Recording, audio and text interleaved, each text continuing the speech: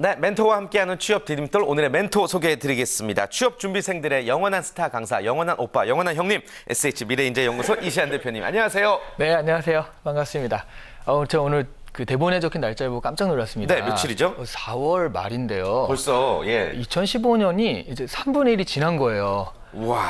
그동안 뭘 했나. 이런 생각이 들면서도 그래도 아직 3분의 2가 남아있다라는 네. 희망을 가지고 또 그 많은 정보, 잡매거진이 아직도 이번 연도에 3분의 1을 하면 되잖아요. 네. 그 많은 정보들을 가지고 취준생들한테 큰 도움이 되도록 노력하겠습니다. 네, 좋습니다. 이시안 대표님 오늘 좋은 말씀 부탁드리고요. 함께 하실 멘티 두 분 소개해드리겠습니다. 먼저 동국대 정치외교학과 졸업 예정자 김지현 학생, 안녕하세요. 네, 안녕하세요. 동국대 정치외교학과 졸업 예정 중인 김지연입니다. 제가 오늘 굉장히 발걸음을 가볍게 왔는데요. 왜요? 네, 서류에 다 떨어져서 아니, 웃으면 안 되는데. 네, 면접이나 인적성에 걱정이 없어요. 네. 그래서 굉장히 가볍게 왔는데 3분의 2가 남았으니까요. 예. 열심히 배우도록 하겠습니다. 이 긍정의 힘을 초반에 이렇게 또 보여주고 계십니다. 계속해서 가천대학교 국어국문학과를 졸업 예정인 취업준비생 이동익 학생, 안녕하세요. 네, 안녕하세요. 반갑습니다. 이동익입니다. 아까 방송 시작하기 전에 그 김지현 씨가 저한테 그런 말씀을 하시더라고요. 네. 자기는 저한테 그 상반기를 다 붙었냐고. 그래서 저는 사실 가고 싶어하는 기업이 있잖아요. 네. 그래서 아니다, 떨어졌다 이러니까 되게 해맑은 얼굴로 막 웃으면서 진짜요? 저도 떨어졌는데 막 이러시더라고요. 전 그래도 되게 해맑으신 분이시네요 이랬는데 예. 참 해맑은 마음으로 방송 계속 하셨으면 좋겠습니다. 그래요. 우리 그 마무리하니까 좀 이상하네요. 동익 씨도 굉장히 해맑게 늘 방송 임해주고 계셔서 너무 감사드리고 감사합니다. 서류 광탈은 곧 해탈이라는 거 여러분께 말씀드리고 싶습니다. 잡매거진에 아주 작지만 기쁜 소식이 있어서 하나 알려드릴까 하는데요. 저희와 함께 멘토들과 함께하는 취업 디딤돌에 멘티로 출연을 했던 우리 김소진 학생이 한 방송사에 조연출로 또 입사를 했다고 합니다. 아주 기쁜 소식이 아닐 수 없는데 저희에게 또 힘내라는 취업 준비생 여러분들에게 힘내라는 영상 메시지 보내왔거든요. 만나보시죠. 네, 안녕하세요. 저는 지난 2달 동안 잡매거진에 출연했던 김소지은입니다. 제가 이번에 KTV 한국정책방송의 연출팀에 취업을 하게 되었어요. 무엇보다도 잡매거진 출연하면서 많은 도움을 얻었던 것 같아서 이렇게 감사의 메시지를 보냅니다. 네. 먼저 공감이 필요해 출연하면서는 다양한 대학생들이랑 취준생들 고민 이런 거 들으면서 나만 그런 게 아니구나 하면서 위로받을 수 있었고요. 그리고 멘토님들과 함께하는 취업 디딤돌 출연하면서는 인성 면접, 다양한 토론, 역량 면접 등에 관련된 실질적인 도움을 많이 받을 수 있어서 이번에 면접 볼 때 정말 도움이 많이 됐던 것 같아요. 항상 부족한 저를 코칭해주신 이시안 대표님 정말 감사드리고요. 그리고 이렇게 어눌하고 좀 말도 자연스럽게 못하는데 재밌게 살려주신 김태진 MC님께도 정말 감사드리고 다른 대학생 그리고 취준생 출연진 여러분께도 정말 감사드리고요. 다른 연출팀 분들께도 감사의 인사드립니다. 네. 그리고 마지막으로 지금도 열심히 취업 준비 중이신 취준생 여러분들께서도 잡매거진 통해서 많은 정보 얻고 다음 하반기 그리고 앞으로 계속 있을 기회에 놓치지 않고 꼭 취업 성공하셨으면 좋겠습니다. 취준생 여러분 화이팅! 네, 거의 대통령 당선 소감을 듣는 것처럼 아주 기쁜 모습을 볼 수 있어서 저희도 행복합니다.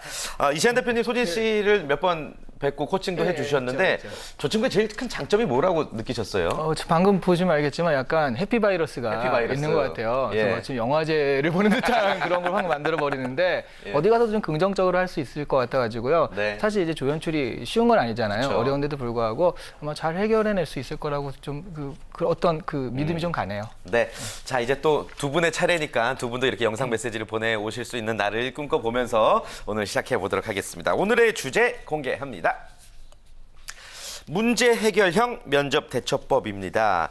사실 멘토들과 함께하는 취업 디딤돌 요즘 면접 특집이라고 해도 과언이 아닌데 오늘은 문제 해결형 면접에 대해서 알아보겠습니다.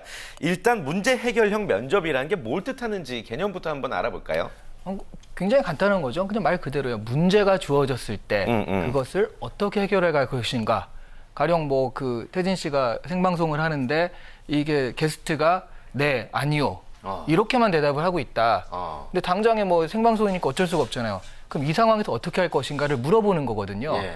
그러면 할 말이 없잖아요. 네. 뭐 어떡해요? 그냥 제가 말을 많이 해야죠. 인데 그런 것들을 갖다가 이러니까 저러니까 전 이렇게 하겠습니다라고 그걸 길게 풀어 설명할 수 있는 거. 이게 문제 해결력 문제고요. 그러다 보니까 뭐 시사에서 나올 수 있고요. 그 나라의 전체적인 뭐 경제 문제를 물어볼 수도 있고 개인적인 문제를 물어볼 수도 있고요.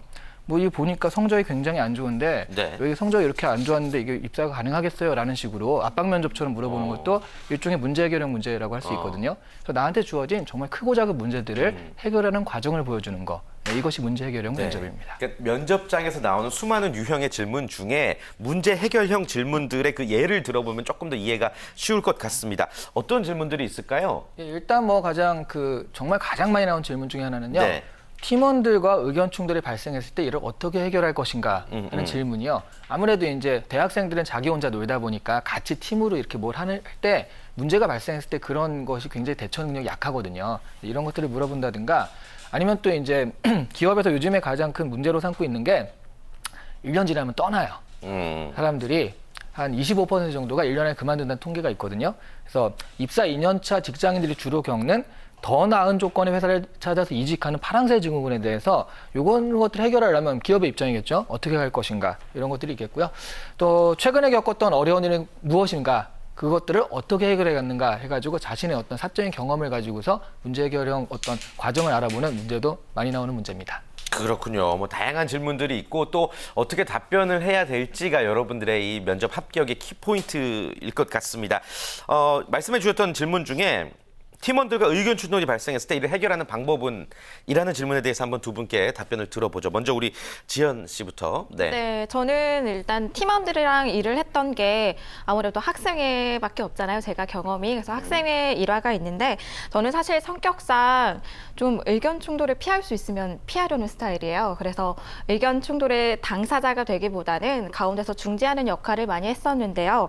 이제 한 예로 축제 준비를 하는데 예산이 너무 부족해서 저희가 이제 전구 같은 소모품을 직접 제작을 했어야 됐어요. 네, 과제 기간이랑 겹치다 보니까 학생들이 아무래도 좀 시간을 많이 안 쓰려고 하더라고요. 그래도 최대한 같이 해야 하는 일들이어서 서로 양보를 하면서 일을 진행해 가고 있었는데 한 친구가 이거를 핑계를 삼아서 이제 놀이공원에 놀러 가기 시작하면서 꼴보죠. 네, 예. 감정 싸움이 시작이 됐습니다. 예. 그래서 급기야 그 친구가 학생회를 이제 그만둔다는 얘기까지 나오게 되어서 제가 이제 모든 친구들을 한 명씩 따로따로 만나서 이야기를 듣고 가운데서 중재하려는 노력을 했었는데요. 예. 2년이 지난 지금은 굉장히 재밌는 한 에피소드로 남아 있어요. 그래서 평소 이제 친구들 고민 상담도 많이 해주고 중재를 많이 하다 보니까 이제 제가 김엄마라는 별명이 있는데요. 그래서 앞으로 제가 어떤 조직 생활을 하게 될지 모르겠지만 거기서도 이제 지금과 같은 역할을 하고 싶습니다.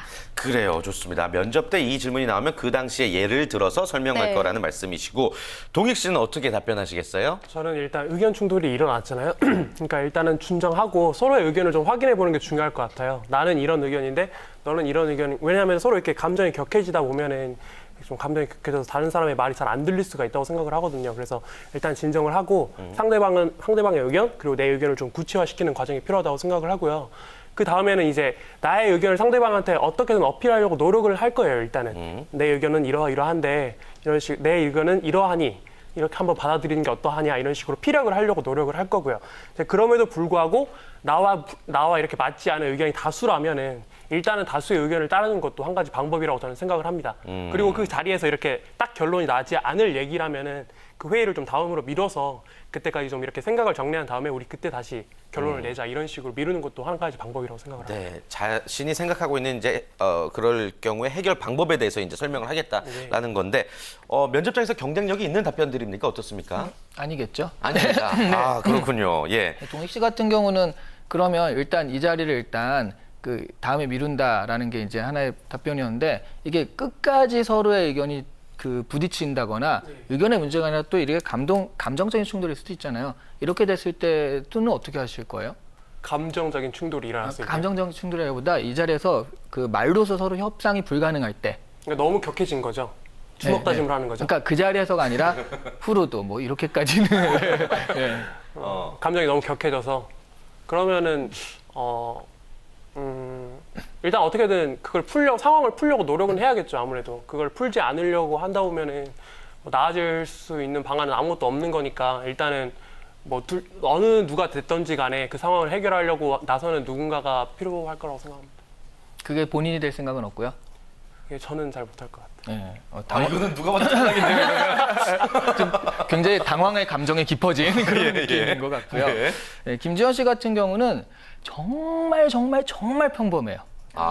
네. 사례가. 정말 모든 많은 사람들이 이렇게 와가지고 듣다 보면요, 요즘 세상에 학생회는 다 저렇게 문제인가? 그러니까 항상 그 의견이 안 맞거든요. 그러다가 꼭 한 명이 제가 나서가지고 제가 중재 역할을 해서 술자리를 만들어가지고 뭘 했다라고 하는데 다 저러는데 그럼 도대체 누가 싸운 거야? 라는 생각이 들 정도로 정말 너무 많은 사람들이 이런 얘기를 하는 데다가 또 지현 씨는 여기서 가장 그게 약점이 아니에요. 진짜 약점은요. 그래서 술자리에 불러 모아서 어쩌라고요. 그 불러 모아서 얘기를 했어. 얘기를 하면 끝날 것들을 갈등을 한 것 자체가 웃기잖아요.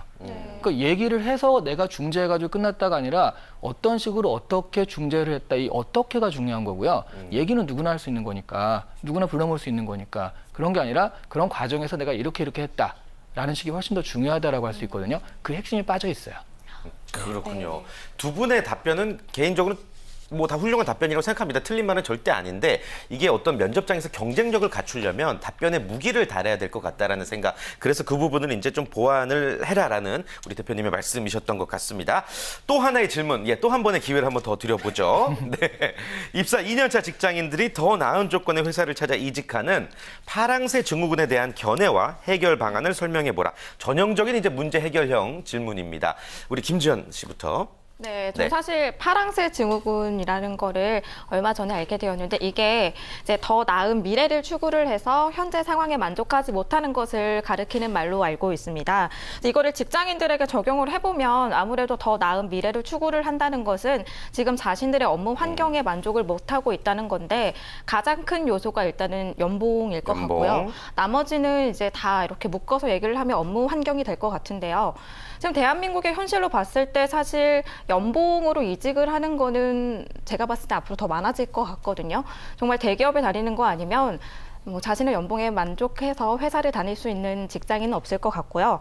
그 나머지는 업무 환경에 관한 파랑새 증후군은 회사 차원의 노력이 있다면 이제 충분히 해결 가능하다고 이제 생각을 합니다. 그래서 제가 알기로는 일반적으로 파랑새 증후군을 해결하는 방안이 일단 첫 번째로 그 원인을 찾고 그 다음에 장기 목표를 제시하는 걸로 알고 있는데요.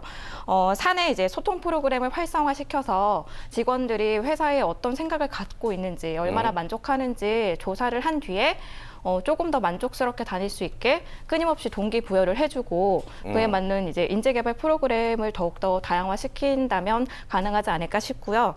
또한 장기 목표를 회사 차원으로 보면 이제 그냥 우리가 이런 비전이 있어라고 끊임없이 제시를 하면서 그러니까 이에 맞는 인재가 돼라고 강요하기보다는 이런 미래 목표로 앞으로 이제 직원들이 얼마나 더 업무 환경이 개선이 될 수 있고 어떠한 이익을 얻을 수 있는지를 직접적으로 제시를 해준다면 이거야말로 이제 진정한 동반 성장이잖아요. 그래서 파랑새 증후군을 해결할 수 있지 않을까라고 생각합니다. 네, 아주 똑부러지게 답변을 해주셨습니다. 이동익 씨 이야기도 한번 들어볼까요? 저는 이게 사실 양쪽에 다 문제가 있다고 생각을 했거든요. 2년 만에 떠난 사람이나 아니면 회사나 둘 다 문제가 있다고 생각을 했는데 일단은 이게 왜 손해냐면은 일단 2년 만에 떠난 사람은 자기가 이렇게 열심히 공부를 해서 그 회사에 입사를 했잖아요. 근데 제가 이거 보기에는 사실 회사에 대한 그 조사를 많이 안 한 것 같아요. 회사에 대한 조사가 잘 이루어졌으면은 사실 연봉 같은 경우는 다 얼마든지 알 수 있는 일이잖아요. 근데 그거를 이제 감수하고 들어갔다는 건데 굳이 2년이 지난 지금 이제 와서 다시 이렇게 한다는 거는 그 시간을 좀 소모하는 게 아닌가 이런 생각이 좀 들고요. 그리고 또 이제 기업의 입장에서는 2년 동안 이 인재를 이게 자신의 회사에 맞게 이렇게 사용하기 위해서 이렇게 교육을 계속해 왔는데 이제 와서 이렇게 2년 만에 가버리면은 사실 어떻게 보면 낭비를 한 거나 다름없잖아요. 이 인재를 놓쳐버린. 그래서 제 생각에는 이렇게 인재가 일단은 취준생의 입장에서 회사에 들어가기 전에 그 기업에 대한 조사를 좀 확실하게 해야 한다고 생각을 해요. 그래서 네. 그런 내가 정말 하고 싶어하는 일인지 그리고 연봉은 어느 정도인지 내가 원하는 그 정도인지를 일단 생각을 하고 내가 정말 하고 싶은 일에 이렇게 지원을 해야 한다고 생각을 하고요.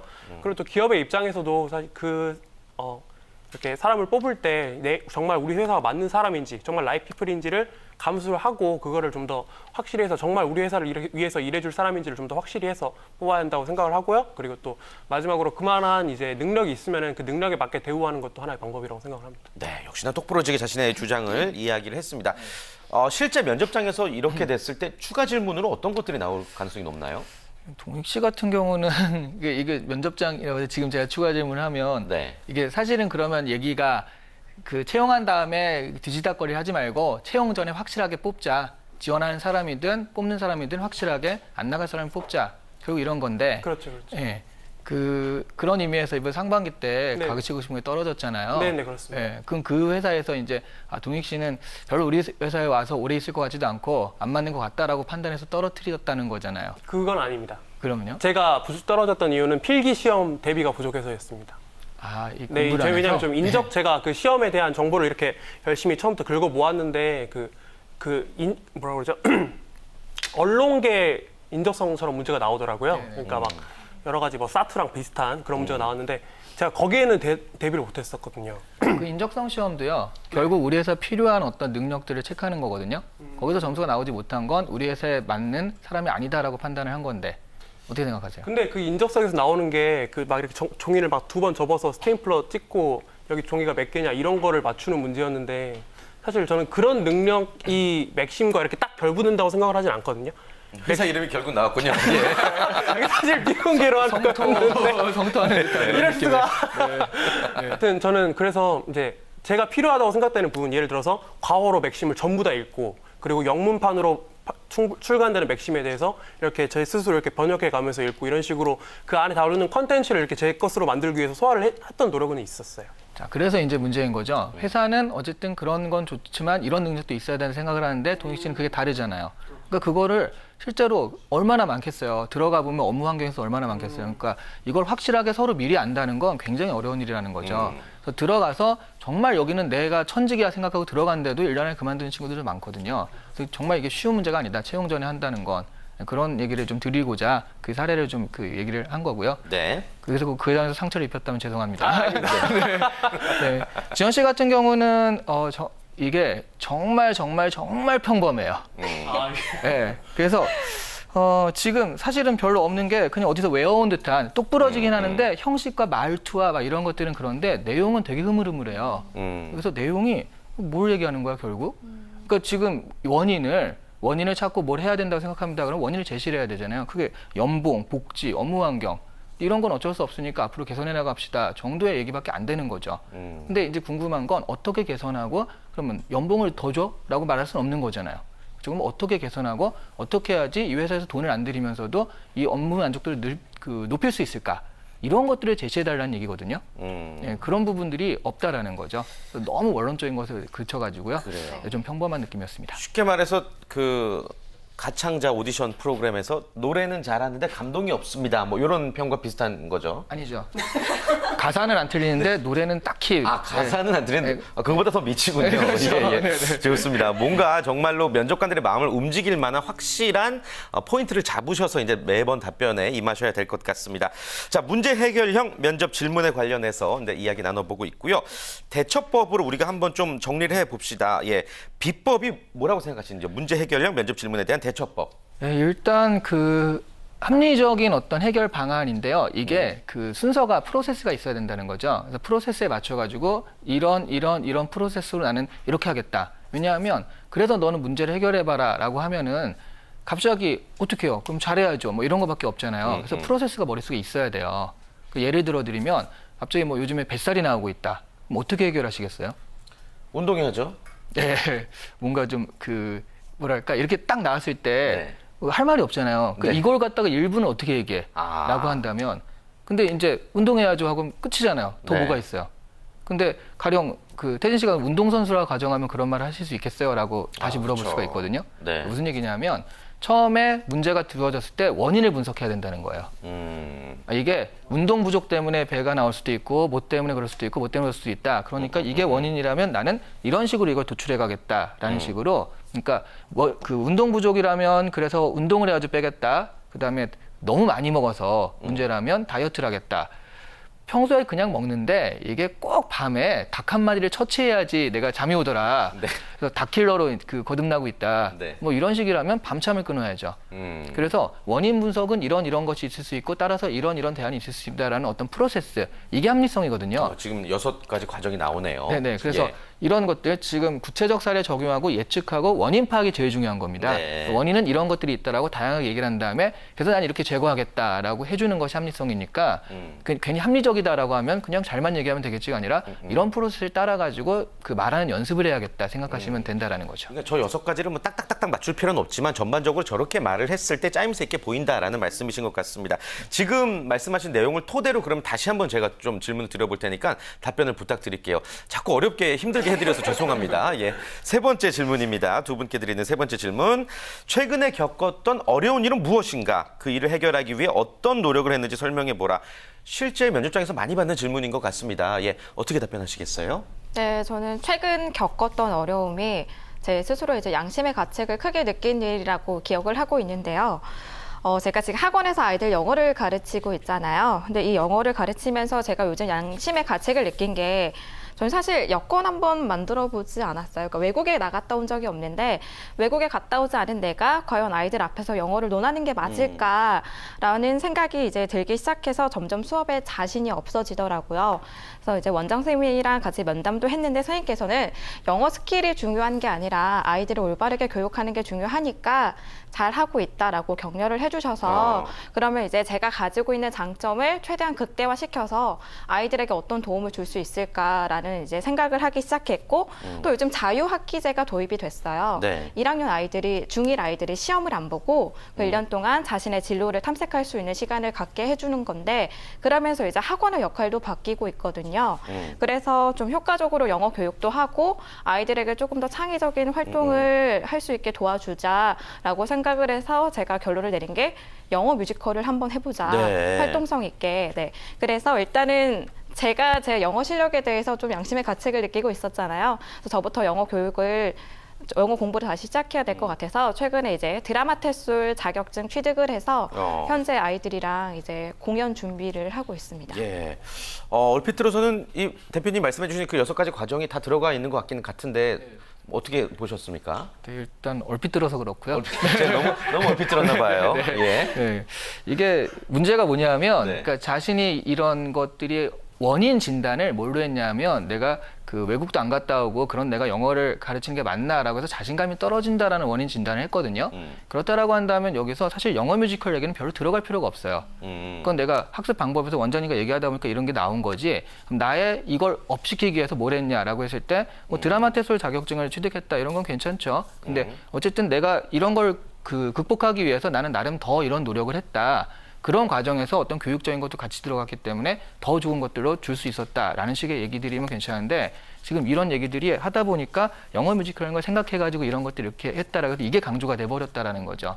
실제로 내가 나의 원인, 문제점의 원인을 제거하기 위해서 나는 이런 노력을 했다. 이게 훨씬 더 중요한 점이거든요. 예, 일단 거기에 초점을 맞춰서 좀 다시 구성하시면 좋을 것 같아요. 이 소스나 사례 자체는 좋은 건가요? 소스는 그러니까 자신의 노력이 들어가가지고 더 나의 자신감을 업시키기 위한 이런 노력을 했다라는 게 들어가면 이건 굉장히 좋은 사례가 될 수 있어요. 몇 군데만 좀 수정 보면 좋은 답변이 될 수 있을 것 같습니다. 동익 씨에게도 같은 질문. 네, 최근에 겪었던 어려운 일 그리고 해결을 위한 어떤 노력했는지 어떻게 답변하시겠습니까? 저는 사실 이 질문을 받고 생각을 좀 했어요. 제가 어려운 일이 있었나 이런 생각이 좀 들더라고요. 근데 이제 저희가 뭐 김지현 씨랑 이렇게 방송 들어오기 전에 입을 맞춰본 것도 아닌데 저도 사실 입 맞추면 큰일 나죠. 예. 농담이에요. 예, 편하게 하시라고. 네, 알겠습니다. 근데 애들을 가르친다는 게 정말 힘들더라고요. 그러니까 제가 내일이 결혼식이에요. 내일 사촌 형님 결혼식인데 저희 막내 동생이랑 5번 동생이 축가를 부르게 됐어요. 네네. 근데 이제 둘이 같이 축가를 부르게 됐는데 이제 남자 동생이 지금 이제 초등학교 5학년인데 실례지만 무슨 5번 동생이요? 예, 5번 동생, 5번째 동생. 아, 5번째 예. 동생. 아, 무슨 그래서- 얘기인가? 예, 예. 근데 하여튼 5번이랑 6번이랑 이렇게 교육을 하고 있는데 예. 일단 제가 거기에 부르게 된 노래가 그 겨울왕국에 나오는 그 남녀가 이렇게 같이 부르는 노래가 하나 있어요. 예, 그래서 예. 그 노래를 가르치는데 제가 이렇게 유튜브로 막 영상을 찾아보면서 알려줬거든요. 근데 5학년 애가 노래를 너무 못하는 거예요. 정말 너무너무 못해가지고 제가 영상에 나오는 데만 해라. 이렇게 계속 이렇게 반복을 해서 알려주고 제가 계속해서 반복해서 알려준 게 있어요. 또박또박 천천히. 너 지금 계속 발음이 뭉개지니까 또박또박 천천히 하고 배에 힘줘서 하고 막 이런 식으로 여러 번 반복해서 알려줬는데 그게 안 되는 거예요. 자기는 이렇게 부르고 싶은데 나 이게 안 나온다고. 나도 이렇게 부르고 싶은데 목소리가 안 나온다는 거예요. 그래서 계속 반복해서 가르치다가 한 가지를 알아낸 게 얘가 지금 변성기가 안 지난 미성을 가지고 있더라고요. 그래서 남녀 파트를 바꿔버렸어요. 그러니까 남자인데 여자 파트를 부르게 된 거죠. 근데 미성이라는 점 자체가 여자 목소리를 소화하는데 저는 무리가 없더라고요. 그래서 그 여자애도 남자 목소리니까 좀 더 아직게 쉽게 부를 수 있게 됐고요. 이런 창의적이고 편견 이렇게 네. 틀에 막히지 않는 답변. 열받아서 그냥 바꿔보려고 그런 거 아니에요? 아 얘가 이게 더 저는 더 맞겠구나 이런 생각이 들어서 바꾼 거고 이런 틀에 박히지 않은 답변 적게 봐주셨으면 좋겠어요. 그래요. 그러니까 나름 그 노력을 많이 했고 나름 창의적으로 이제 동생에게 힘을 실어줬다 이런 이야기 같은데 좀 경쟁력이 있을까요? 어떻습니까? 경쟁력은 일단 있고요. 네. 근데 약간 진정성이 그런 거 있잖아요. 뭐 잘생긴 사람이 아유 뭐 전 좀 별로입니다. 그런 겸손한 척하는 거라. 예. 근데 자기는 잘생겼고 굉장히 잘 알아요. 이런 사람이 있고 저 사람 진짜 겸손한 사람이구나 있는데 그러니까 자기가 이 답변이 되게 창의적으로 먹힐 거다라는 걸 알면서 하는 답변이에요. 예. 그러다 보니까 듣다 보면 이런 부분을 말하자면 그 남자는 남자, 여자는 여자 이런 건데 이걸 바꾼다라는 게 한마디로 내가 고정관념을 깼다라는 것들에 대해서 지금 굉장히 자신감 있게 그런 부분을 강조하면서 하는 답변인 거죠. 이거는. 그래서 그런 부분이 약간 밉상으로 비춰질 수도 있는 오히려 더. 그것만 조심하시면 네. 사실은 좋은 사례일 수 있습니다. 이 사례를 토대로 조금 더 진정성 있게 연습하면 좋은 답변이 될 것 같습니다. 감사합니다. 자, 뭐 시간이 많이 부족합니다. 문제 해결형 면접 대처법 시간이 조금만 더 있으면은 더 다양한 질문과 또 답변을 듣고 컨설팅을 받아보고 싶은데 자, 일단 여기서 마무리를 하도록 하겠고요. 취업 준비생들 이제 바야흐로 또 면접 시즌 아니겠습니까? 그렇죠. 좀 힘들어하고 있는 그분들을 위해서 한 말씀 끝으로 부탁드릴게요. 예, 일단 지금 막 적성에서 이제 합격자 발표가 나서 면접 대상자냐 아니냐가 밝혀질 때거든요. 그렇죠. 그래서 면접에 합격하신 분은 축하드리고요. 근데 이게 얼마 안 남았거든요. 3일, 뭐 일주일 남아가지고요.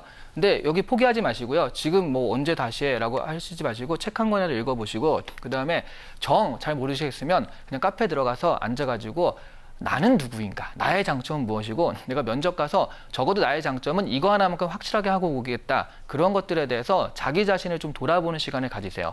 오히려 막 이렇게 공부한다고 뭘 외우지 마시고요. 차라리 나의 가장 세일즈 포인트, 나의 가장 큰 경쟁력이 무엇인가 이것들을 좀 깊이 생각하고 가시면 오히려 면접에서 좀 더 자신감 있게 임하실 수 있으실 겁니다. 네, 그동안 방송됐던 이 멘토들과 함께하는 취업 디딤돌도 계속해서 다시 보기로 또 봐주신다면은 면접 앞두고 좋은 도움이 될 것 같습니다. 자, 오늘 함께해 주신 세 분과는 여기서 인사 나눌게요. 고맙습니다. 네, 감사합니다. 고맙습니다. 감사합니다. 감사합니다.